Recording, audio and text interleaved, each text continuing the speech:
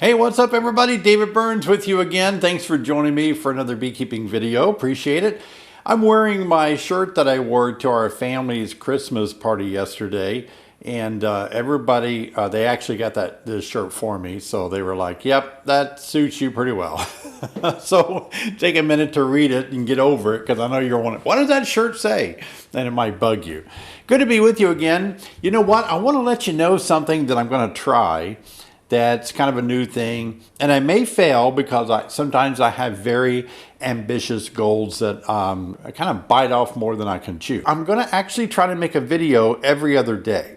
Now that's very ambitious. It might be challenging, or some of those videos might be kind of short, you know, whatever, but here's why I want to do it.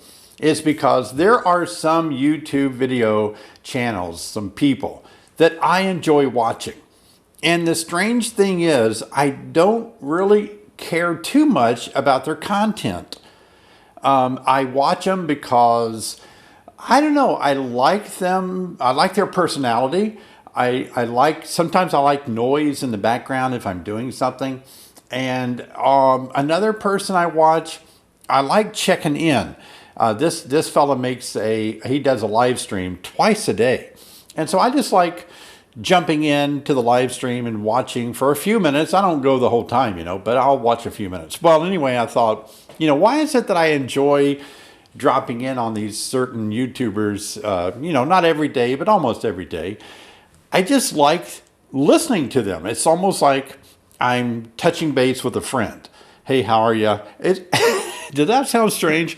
Well, you know, if I do that, some of you might be doing that. You might be saying, gosh, I wish I could, you know, touch base with David a little more often. And I don't know, I thought it'd be kind of fun to do a little experiment, at least to the end of the year, and see how it goes. Again, I may fail miserably and not be able to keep up that kind of schedule. So I'll ask forgiveness ahead of time if I can't do it. But anyway, I did one day before yesterday.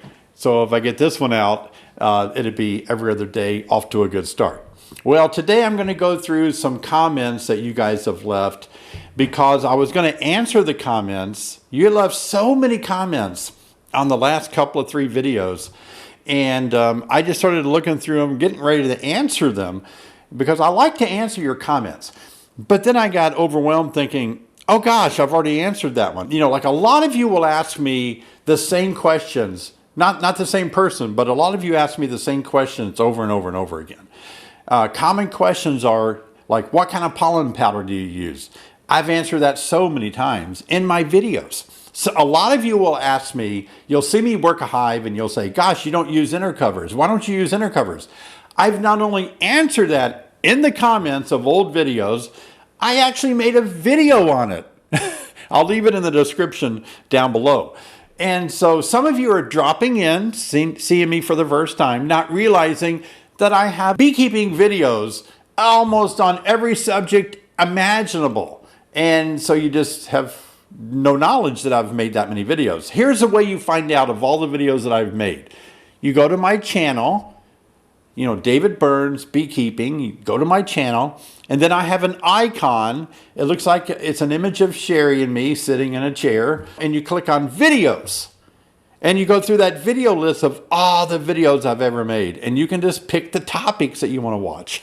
So you don't have to always ask me the same questions. So anyway, I thought if I answered these questions that you asked me recently, then some of you would hear it again. And maybe you'll remember why I don't use inner covers, or what kind of pollen powder I use. So let's jump right into the comments, because I love comments.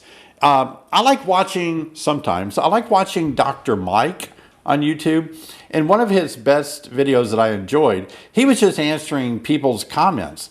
And I was like, yeah, I'd like to know the answer to that too. And so I thought, you know, I'll try that. I'll answer these questions, and it might be helpful to you. Some of these are just comments. I'll try to skip over, you know, just hey, thank you, Merry Christmas comments, but I do appreciate those a lot. Let's jump right into it. The first one is from Phil Weaver.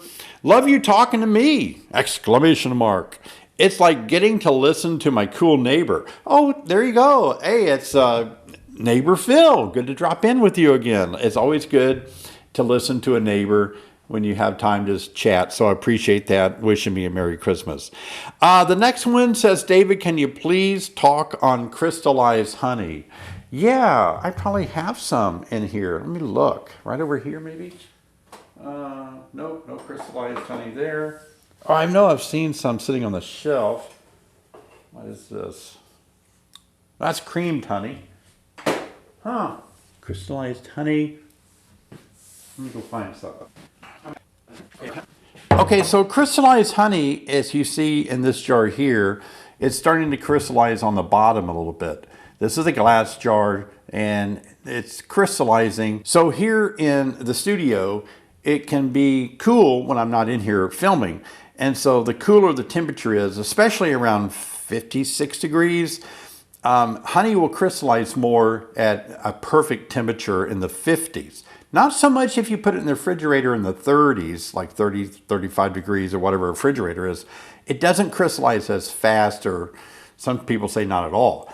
And there's tiny particles, microscopic particles, that these crystals will grow on. The way to get it not to crystallize as much is to ultra filter it or strain it. Ultra filter, you get more of the particles out. That leads to honey crystallizing. Certain honeys will crystallize worse than others. I've had sunflower honey crystal very quickly. So it kind of depends on the type of honey that the flower source that it's from. But certainly a lot of people don't mind it. I don't mind it. And you can heat this up and heat it up in some warm water and maybe melt those crystals back to a liquid state. Here's another comment from Autumn Sky Farms. Now I'm a lot more confident in my decision to pursue beekeeping. I love the video. Oh, thank you. That's from the video, How to Start Beekeeping.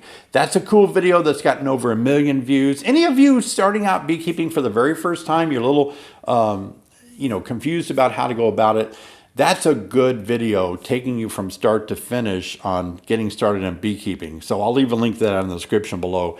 Hey, thanks so much, Autumn Sky Farms. I appreciate that comment. That was good. Another comment from Rod that says, I enjoyed the tip on the spots of wax on frames, alerting that it's time to add some new frames. Yeah, that's right. Anytime you see excess wax or comb being built in odd places, like on top of the frames and such, on the bottom of the top cover, that's an indication your bees are producing a lot of wax, but they don't have any place to put it. So they're just jamming every nook and cranny with some wax. Yeah, I'm glad you enjoyed that tip.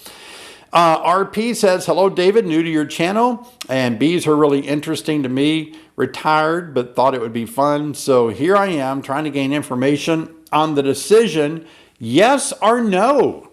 The coffee time, it's a bonus. Uplifting. A lot of people could have a better life if they could just adopt their thinking in what you're talking about. That was very useful information. Like I said, a bonus. It's no wonder you've excelled at beekeeping. Your second job could be motivational speaker, and I'm dead serious. Thanks, appreciate you. Well, thank you, I appreciate that. I don't really need a second job yet anyway. Thank you for supporting our business.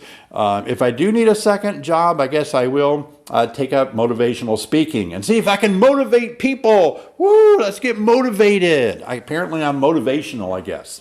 Actually, I've spent a large part of my previous career kind of as a, I wouldn't say a motivational speaker, but a motivational person. All right, David, my name is Hollywood Cowboy. Now that is a name right there. I like that name. Hollywood Cowboy is a good name. And I'm interested in beekeeping, but I don't have a mentor to teach me. Can you help me, please?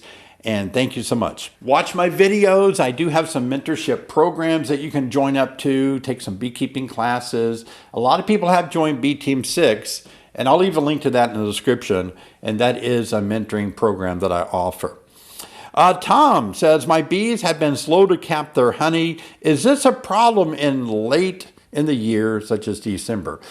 Kind of depends on where you live. If there's honey and pollen and flowers blooming all year long, including the months of December, January, February, like if you live in the, I don't know, tropical warm place or something, probably not a problem. In Illinois, where I live, big problem.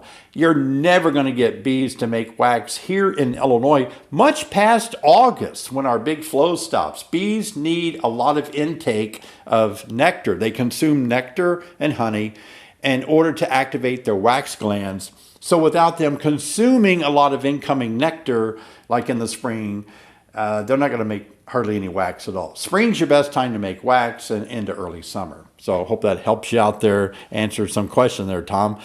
David, shouldn't honey be bottled at below 17% humidity, or over that it will ferment without any doubt?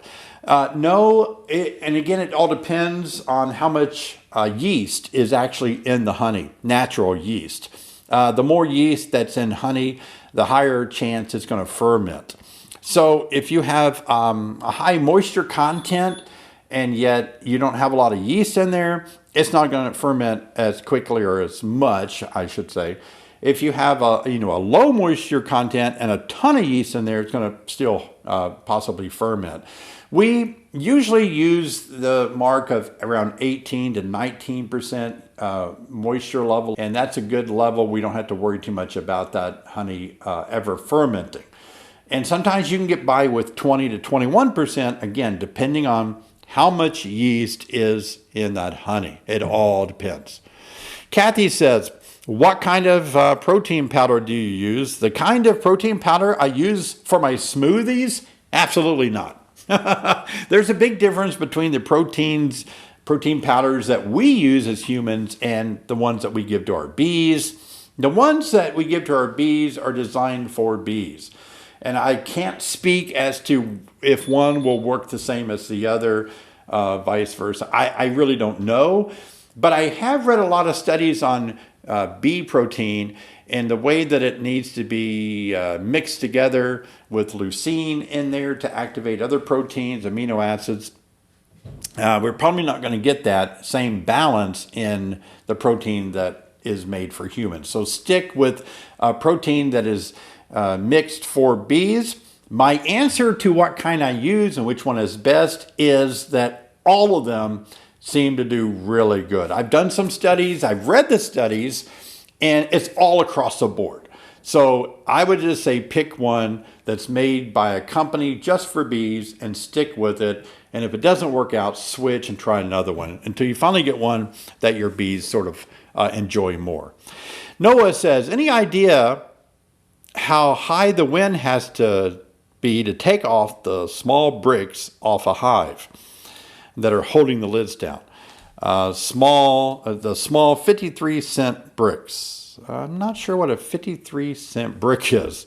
Anyway, you know what? I've had big cinder blocks on my hives that have been blown off during a severe thunderstorm. No answer to that.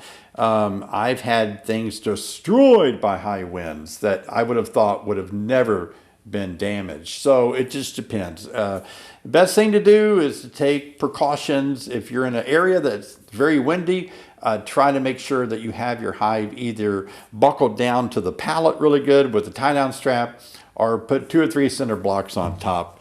You know, the tornadoes that went through the South a week or so ago, nothing could have probably saved hives that were in the path of those tornadoes, unfortunately. Very, very bad.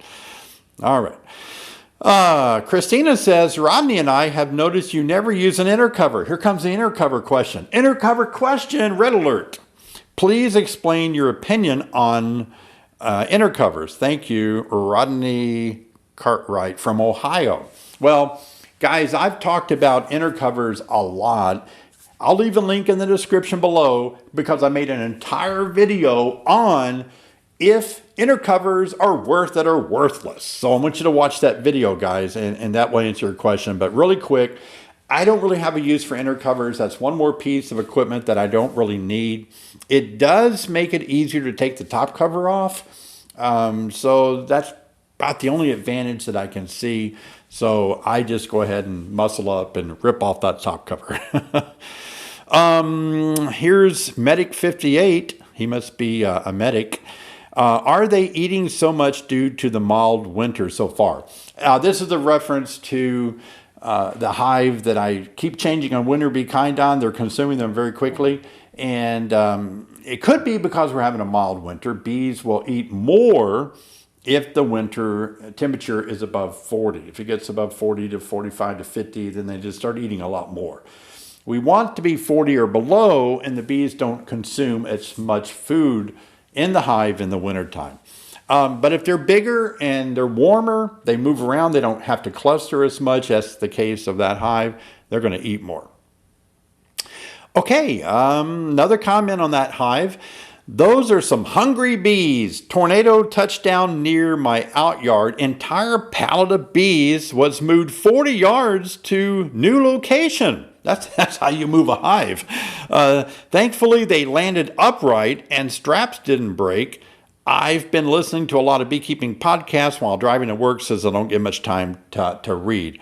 Wow! Woo, man! How lucky can you get that you can have your hives picked up by a tornado and moved 40 yards and not hurt them? They landed upright. That's amazing. Good luck. That was, man, you should be thankful.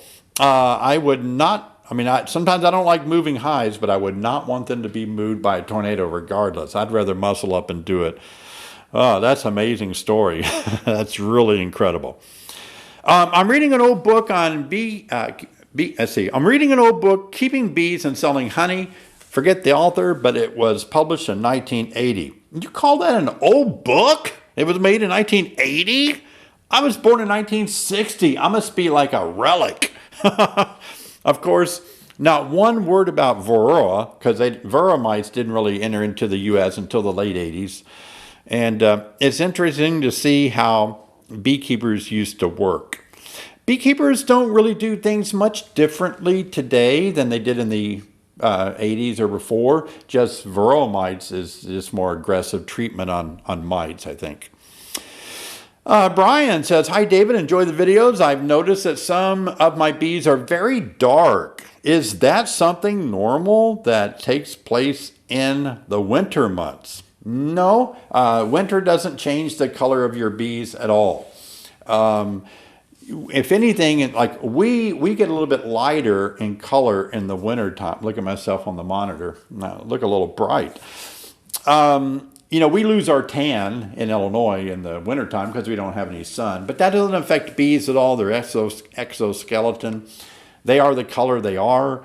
You're just noticing it differently. Maybe the lighting's different, but bees would be the same color throughout their entire life. I will say when bees are first born, they do appear to be more, I guess the color isn't as pronounced as it would be in a few days after they are born. I've raised a lot of queens, and when they first are hatched from their queen cells, they seem more transparent and they darken up in a day or two. So they don't get darker over time that I know of. They lose hair over time. That could lead to some maybe idea that your bees look a little bit darker because their hair is a lot lighter. And when that hair goes away, they might reveal more of the dark colors of their exoskeleton. But nope, you're probably just noticing bees that have always been that color, and that's just the way the cookie crumbles, okay? If I'm wrong about that, somebody set me straight. I don't have to tell you that. You will set me straight.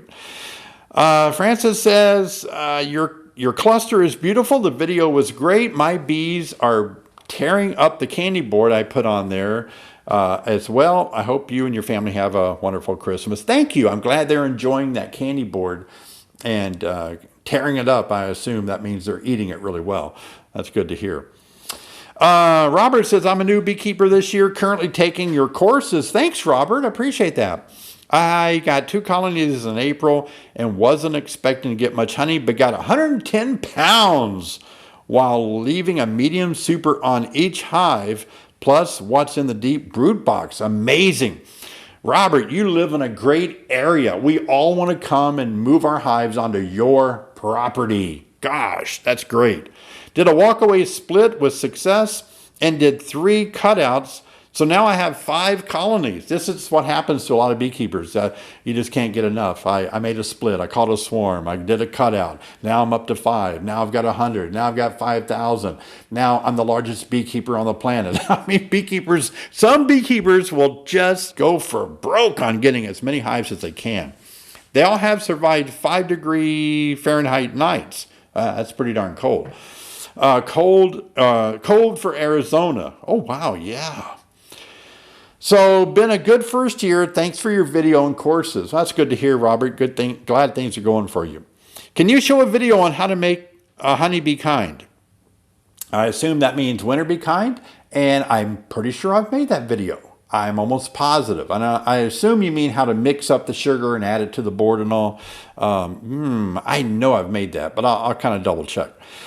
Let's see, some thank yous for the videos. Merry Christmas. Here we go. David, from what I can see, your winter bee kind candy is that thick to begin with, correct? What does the candy measure? Like 1/2 inch or 3/4? The candy board I added to my hive is 3/5 thick, and they just started to nibble on it. If it's just 1/2 inch or 3/4 thick, it helps explain why they go through it so fast. Yeah, we designed it to carry about 4 pounds of sugar on it. I'm not comfortable putting more than 4 pounds of sugar above a colony in the wintertime. I would rather take my chances and replace those more often than to have one really big up there. If you have something really big up there, it can present some issues that you might feel uncomfortable with. I don't have time to go into them, but we did a lot of studies and tests and found that 4 pounds is the exact amount that serves the bees best. Anything less, then we are doing what you're suggesting, going back too often, but anything more presents several more issues. So this is a pound that after years of tweaking this, and I don't know the thickness of it, it's just 4 pounds spread out over that board. Good question. Oh, Brad's got another one. Do you mind sharing the mix of your recipe, or you only selling the boards? No, we always give out the recipe for the winter bee kind. I've said it before in videos. It's on our website. If you go to our website under Winter Bee Kinds and click on, I think, the Winter Bee Kind product, scroll down, we have the recipe there. It's no charge for it. It's there for you. You just look at it, and it's really easy to follow that recipe. So there you go. All right, we have Robert saying, I have been waiting to start beekeeping, and I want to know why they say to put the frames back in their original positions as when you removed it. Robert, that's usually because we feel like the bees are, putting their resources where they want them. The brood's usually in the middle, the pollen, and then the honey is on the outside. There's some drone brood on the outside. It just seems like, it's a brood nest. It's arranged in a certain way, and it feels better putting them back the way the bees have it. Now, we do manipulate frames as I guess as you get more experienced beekeeper knowledge, you'll figure out that, I want to move these around a little bit more. I want to put a honey frame a little closer to the brood nest. We can do some manipulation. But the best way for me to describe it, Robert, is if in your house, you have your kitchen. So you have a kitchen sink, a refrigerator, an oven, a microwave, so on. Now, what if I took your refrigerator and put it upstairs in a distant bedroom? And I put your sink in the basement, and you're trying to make breakfast, and you need to get something out of your refrigerator, but it's way upstairs in a bedroom, and you need to put some dishes in the sink, what's way down in the basement. You're like, oh man, I can do this, but I wish I had my refrigerator in my kitchen and my sink in my kitchen. So if you make bees have to go through several frames to finally get to what they want because you moved it away from them too far, that's really a good illustration. I hope that helps you out. So you don't always have to put them in the same place, but it's a good practice to get into. Okay, is this Robert again? Yeah, Robert has another comment. I have read that it's best to start with 2 hives so you have a comparison as to how hives are doing. Is this also true? No, I don't think so. you really can't compare how two hives are doing because even if they came from the same place, they have a different queen and they just don't grow. It's hard to find two identical hives to compare them to. Now, I guess if you had two different queens, you had a queen from this supplier, like a Carniolan, and you had a queen that's more Italian, you want to see how the two queens do. But even then, that's not a good comparison either, because sometimes bees, it's not just about the queen, it's about how many foragers this hive has compared to that hive. How, where are these foragers going and where are those foragers going? What's the varroa count on this hive and what's the varroa count on that hive? Are you managing both the same? Are you keeping mite levels the same? It's just endless things that you would have to do to have two hives that you could really compare. If one lost their queen, the other one didn't, the study is done because you can't compare them anymore. It's just so many variables. The reason I suggest people get two hives is because you can exchange resources. If one hive starts to fail and they need a little bit more brood, you can take a brood out of the strong hive and give it to the weaker hive. If this hive loses their queen and they don't raise one from any eggs, you can take a frame of eggs from this hive and put it in this hive and let them raise a queen without you having to buy one. Or you can equalize two hives. And like I said, you can move frames back and forth and you can keep them kind of both growing really robustly. So it's more to equalize a hive than just to compare how each one does. That's a good question, though. Been asked a lot of times. Bees and tractors. Great video, yes. We should take care of our bees, but we should also be thankful for what we have and keep things in perspective. So many people have bigger worries. Thanks for reminding us. Merry Christmas to you and your family. Appreciate that. Okay, let's do one more. This is from Stanley. Hi, David. You're right. 'Tis the season to be jolly. You can start fretting about your bees next year. Wait till next year to fret about your bees. Thank you for all your help through your videos this year. It's been quite nerve-wracking with this being my first year. Between you and my mentor, I can't thank you enough. From my family to your family, Merry Christmas. Oh, I really appreciate that a lot, Stanley. Let me say that, wow, that's what I'm here for. I want to help you guys really be good beekeepers. And I want to be a good neighbor to you. I want to be somebody that you can drop in on and just hear me talk and share some life stories and appreciate just another person encouraging you and motivating you about your beekeeping endeavors. And it's a lot of fun for me making videos for you, and I really do appreciate it. So I'm glad it's beneficial for you, Stanley. Hey, if it's beneficial for you guys that are watching, please leave a thumbs up and also subscribe. It doesn't look like we're gonna get even close to 100,000 subscribers by the end of the year, but I'm not depressed about that. We gained, I think, about 23,000 subscribers this year, which is good. And if that projects out, that means that probably by next Christmas, we'll be pretty close to making 100,000 subscribers. And when we do, I'll put that little silver plaque over here, and we'll say, wow, we did it. So we've got another year to work on that. By the way, I'm involved in several things that give awards out. And it's unfortunate when you work really hard, it's a lot of time is going in to achieve something, and it's sort of a fun process, and you're focused on it. But then when you finally earn it, it's like, what do I do now? And it's funny, when you earn a trophy or something, you win a competition and you get a trophy and you bring it home, you're proud of it, you look at it, and you show it to your family or friends, and they're like, well, good for you. And then in 3 days, you don't even care about the trophy. It's a $20 plastic trophy, people. Come on. There's more things in life about enjoying the process and the progress of that than it is just accomplishing the final victory, I think. So for me to get 100,000, fortunately with YouTube, if I get 100,000 subscribers, you can keep working toward more numbers.